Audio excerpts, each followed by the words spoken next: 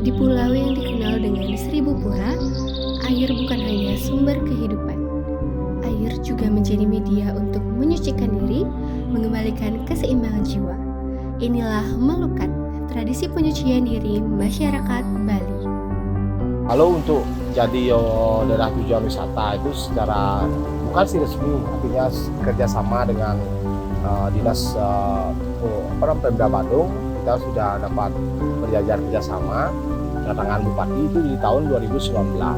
Sebelumnya itu mungkin ini sebenarnya ini dulu sebagai tempat kumpul orang-orang tua kita dulu, ya generasi yang terlama itu kan belum ada sekolahan di sini tempat-tempat belajar. Nah itu hanya sebagai tujuan, artinya orang-orang lokal, orang-orang sekitar, terus lambat laun dari luar sana, terus makin berkembang. Sekarang sudah mancanegara mulai berkunjung ke sini karena kita angkat ini pengelukatan Pancoran Solas. Kalau dulu kan cuma apa namanya danaunya itu aja. Terus di sini sebenarnya dulu ini tempat mandi, tapi jumlah pancorannya 11. Karena di sini ada sejarahnya juga, pura yang berdiri di belakang ini itu dari kerajaan Mengui. Nah, terus mungkin dulunya itu sebagai tempat mandi gajah dan jadi permandian umum. Lambat laun karena di setiap Baju Pinarung orang melakukan ritual pengelukatan ke tempat-tempat sumber mata air, terutama tempat-tempat mandi di dekat-dekat sungai.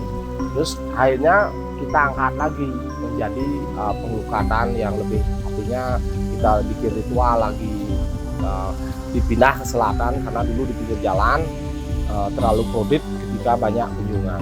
Nah, artinya di cara gininya kita melakukan ritual mohon kepada alam semesta di sini yang bersana di sini bisa enggak digeser ke selatan. Akhirnya kita geser ke selatan biar para pemuda pengunjung yang melakukan ritual pengelukatan itu lebih nyaman. Terus di sini juga dibagi menjadi 3, Nisto, Madio, Utamo. Nisto itu tempat toilet, ruang ganti. Nanti ruang ganti ini bergeser ke belakang. Bangunannya sudah jadi, biar lebih nyaman lagi pengunjung, para pemuda. Terus di Madio itu melukat, tempat pengelukatan. Di Utamo itu tempat di danau itu sebagai tempat melasti. Ketika ada upacara di rumah tangga, di Banjar, di desa, lakukan ritual melasti ke taman itu.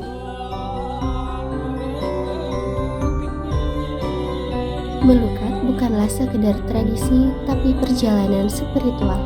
Di tengah dunia yang sibuk dan bising, ritual ini mengingatkan kita untuk kembali pada keheningan batin.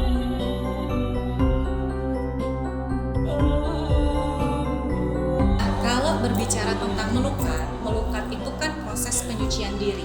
Ya, jadi makna spiritual dari proses pengelukatan atau melukat ini adalah proses untuk menyucikan diri.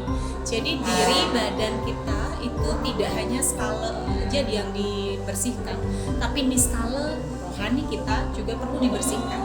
Jadi secara tidak langsung melukat ini adalah proses penyucian diri, baik itu secara skala ataupun niskala.